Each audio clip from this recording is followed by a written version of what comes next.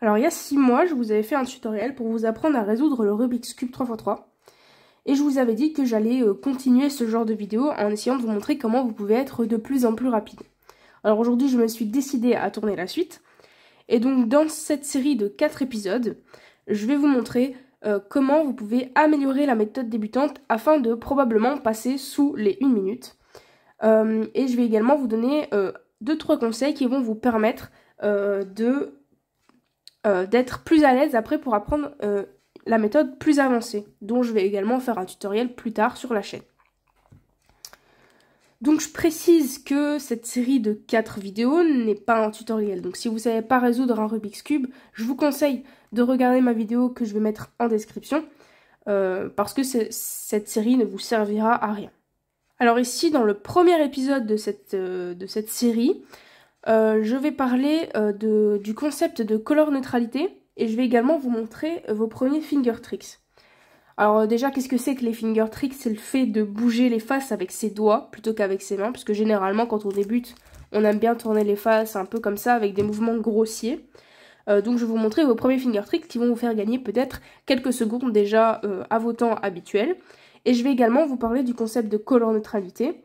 Alors qu'est-ce que c'est que la color neutralité? C'est le fait de commencer par n'importe quelle autre couleur, plutôt que le blanc. Parce que comme vous l'avez vu dans dans mon tutoriel, je commence par la face blanche. Je fais une croix blanche et je continue à partir de ça. Mais évidemment, en fait, il est possible de commencer par n'importe quelle autre couleur. Donc je vais vous montrer tout à l'heure après un exemple. Et il y a aussi une petite précision que j'aimerais faire. C'est que ces 2 conseils que je vais vous montrer aujourd'hui, donc les finger tricks et la color neutralité, je vais volontairement ne pas les appliquer plus tard, dans la suite de cette série de 4 épisodes. Parce que tout simplement que je pense que suivre quelqu'un qui utilise des finger tricks, ça va être plus compliqué à suivre, justement. Parce que si je commence à tourner le cube comme ça, quand on débute, c'est difficile à bien comprendre le mouvement de la face. Donc je vais volontairement continuer à faire des mouvements grossiers de la main, mais c'est pour que vous compreniez mieux. Alors évidemment, vous, derrière, vous allez faire les finger tricks que je vais vous montrer dans cette vidéo. Et ensuite, pour la color neutralité, c'est pareil. Être color neutral, ça ne se fait pas super rapidement. Et je pense que si je commence à vous faire si je commence à vous montrer des exemples en bleu, vous allez être vite perdu parce que c'est pas des couleurs auxquelles vous êtes habitué de commencer. Donc je continuerai à utiliser le blanc volontairement, mais vous retranscrirez tout ce que je vous montre dans les autres couleurs également. Donc je vais commencer par vous montrer vos premiers finger tricks. Alors les finger tricks, du coup, comme je vous ai dit, c'est le fait de tourner les faces avec les doigts plutôt qu'avec les mains. Juste une petite précision, si vous avez un cube du type Rubik's ou d'autres cubes qui tournent très mal, qui bloquent quand vous tournez, ça va être très compliqué d'utiliser des finger tricks et peut-être que même vous serez plus rapide en utilisant pas. Donc si vous voulez, vous pouvez très bien aussi vous acheter un cube un peu plus adapté aux finger tricks, si vous n'en avez pas. Je peux vous mettre un lien en description pour un cube peut-être à moins de 10 € et qui vous permettra d'être un peu plus rapide et de tourner de manière un peu plus fluide. Donc c'est parti, je vais commencer à vous montrer les finger tricks. Donc ça va être vraiment les finger tricks de base, les trucs peut-être que vous faites déjà naturellement. Mais on va pas aller rentrer dans les complications, c'est vraiment les finger tricks que vous allez avoir besoin à l'heure actuelle. Bon déjà pour tourner les faces ici sur les côtés, c'est quelque chose que je pense vous faites déjà, c'est de tourner tout simplement comme ça. C'est la manière la plus naturelle et c'est également la manière la plus rapide de faire ça. Donc tout simplement on tourne de cette manière-là, c'est naturel, vous le faites déjà. Ce qui va être un peu moins naturel, c'est pour la face du haut. Alors pour la face du haut, comment on fait? Eh bien on va tourner avec les index. Donc si vous voulez tourner la face du haut par exemple vers la gauche, eh bien vous utilisez votre index droit et vous allez pousser ici. Et là vous tournez la face de manière plus rapide que si vous faisiez comme ça. Donc on tourne avec l'index. Et c'est évidemment pareil de l'autre côté avec l'index gauche.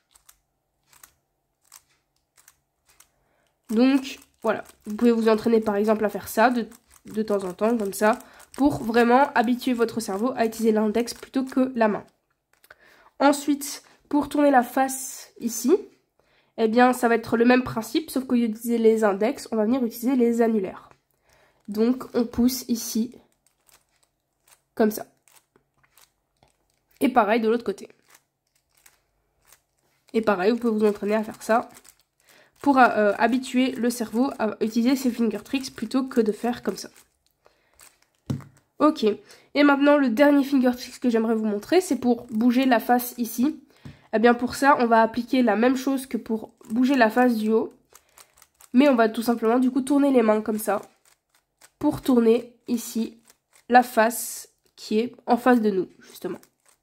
Donc comme ça. Alors évidemment, il y a des manières beaucoup plus fluides de tourner la face ici. Mais je pense que quand on débute, ça, c'est plus facile, plus naturel. Donc voilà. Et aussi un dernier petit truc. Je pense que c'est quelque chose aussi qui est déjà naturel. C'est pour tenir le cube. Eh bien, on le tient généralement avec les 2 pouces ici. Et les 2 majeurs derrière, comme ça. Et du coup, ça permet par exemple de tourner les 2 faces ici, du haut et du bas en même temps. Donc voilà, c'est ce qu'on appelle le home grip. Et si vous voulez entraîner vos finger tricks, il y a un truc que je vous conseille de faire, c'est de répéter cette séquence de mouvements qu'on appelle le sexy move. D'ailleurs, je vous conseille de le retenir parce que c'est quelque chose que vous allez utiliser beaucoup aussi dans le futur. Donc le sexy move, c'est une séquence de 4 mouvements qui consiste à faire ça. Donc on monte la face du haut, on tourne à gauche, on descend et on tourne à droite. Et donc la particularité de ce sexy move, c'est que quand on le répète 6 fois, eh bien on retourne dans l'état normal du cube. Donc si je continue à le faire 5 autres fois, eh bien je retourne dans l'état normal du cube. Et donc ce que vous pouvez faire pour entraîner vos finger tricks, c'est de répéter ce mouvement plusieurs fois. Et vous voyez qu'il peut être exécuté très rapidement. Et donc vous vous entraînez à le faire. Évidemment, ça sert à rien de bourriner et d'essayer de le faire aussi rapidement que moi. Ça va être compliqué de le faire pour le moment. Donc au début, vous allez lentement. Et puis petit à petit, vous pourrez accélérer et le faire de plus en plus rapidement. Et donc maintenant, je vais vous parler du concept de couleur neutralité. Alors la couleur neutralité, comme je vous ai dit, c'est le fait de commencer par n'importe quelle autre couleur plutôt que toujours utiliser le blanc. Alors la couleur neutralité, ça sert à quoi? Concrètement, à l'heure actuelle, ça vous sert à rien.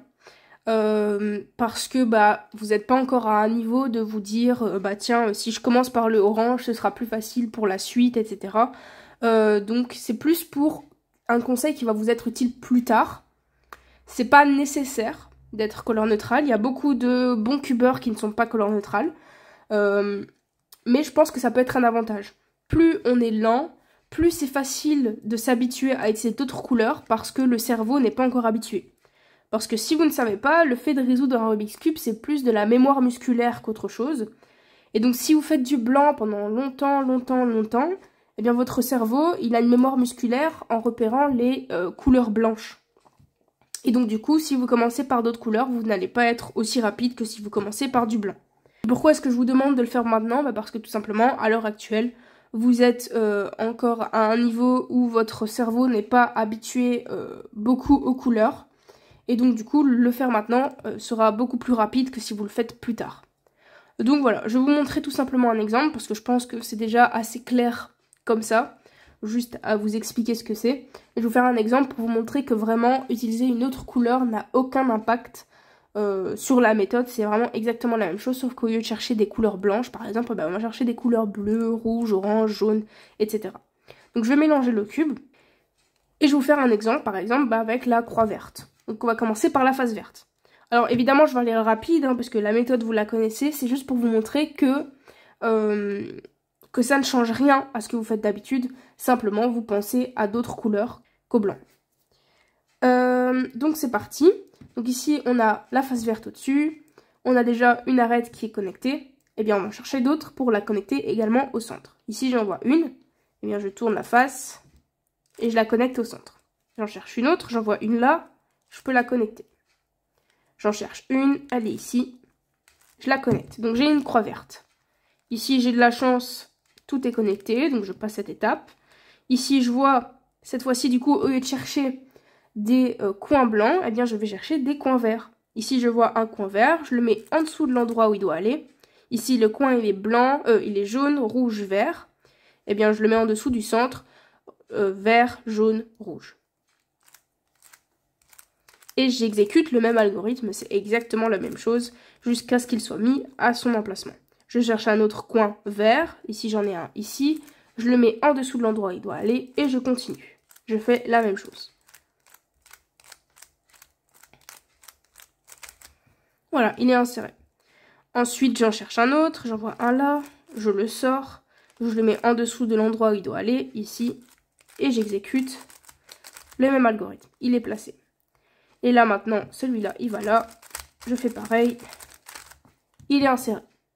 Ensuite, je le tourne, je cherche un T, donc ici, je vois un T, et ici, si vous avez suivi du coup mon premier tutoriel, je vous ai dit qu'ici, on ne voulait pas voir de jaune. Pourquoi est-ce qu'on ne voulait pas voir de jaune? Parce que c'était la couleur opposée au blanc. Et bien ici, on ne veut pas voir de bleu, puisque c'est la couleur opposée au vert. C'est le centre qui est là. Donc ici, si je vois du blanc ou même du jaune, eh bien, ça marche quand même. Donc ici, la couleur blanche, elle va à droite, puisque le centre blanc est à ma droite. Donc j'exécute l'algorithme quand il va à droite. Ici, donc là, ici j'ai du orange, il va ici.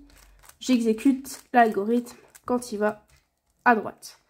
Ici, il va à gauche, j'exécute l'algorithme quand il va à gauche. Je cherche le dernier, il est là, il va à gauche. J'exécute l'algorithme quand il va à gauche. Et ensuite, eh bien, c'est pareil. On ne fait pas, non pas une croix jaune, mais une croix bleue. Donc ici, voilà. Ensuite, on cherche à aligner les arêtes. Ici, j'en ai deux d'alignés, donc je peux exécuter l'algorithme. Tac, tout est aligné. Ici, j'ai un coin bon, je fais l'algo. Et ensuite, je termine le cube comme ça. Et voilà. Et donc, vous voyez que j'ai exactement fait tout pareil qu'en blanc, sauf que au lieu de chercher des coins blancs, des arêtes blanches, eh bien, je cherchais des arêtes vertes ou des coins verts. Et donc, tout est exactement pareil, le système est pareil, sauf que les couleurs qu'on cherche ne sont pas les mêmes. Donc voilà, c'est tout pour cette vidéo. Donc, comme je vous ai dit, je répète, ces conseils, je vais volontairement ne pas les appliquer dans les vidéos suivantes, parce que ce sera plus facile à suivre pour vous. Donc voilà, j'espère que déjà, vous appliquerez déjà ces premiers conseils. Et ensuite, on se retrouve pour le deuxième épisode de la série.